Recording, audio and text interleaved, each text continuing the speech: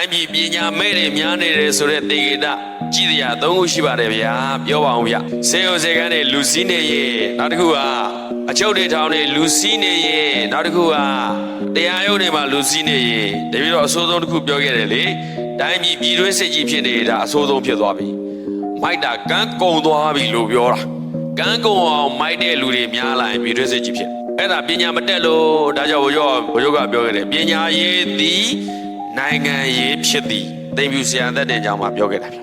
ကျောင်းစင်ဝဲမှာဩဝါဒပေးခဲ့ဆရာမတွေပညာတက်ဖို့လိုတယ်ဘုန်းကြီးတွေပညာတက်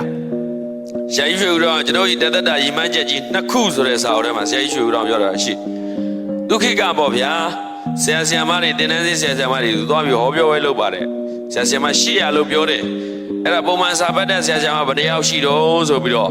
လက်ထောင်ခိုင်းတဲ့အခါကျတော့6ယောက်လောက်ပဲတွေ့ပါလေတယောက်တော့မပြေတော့ဘူးဒါကသူခေဖုံးမပေါ်နေတဲ့ခေရိုက်ဖြူတော်တို့ခေအခုဆရာမတွေစာမဖတ်တော့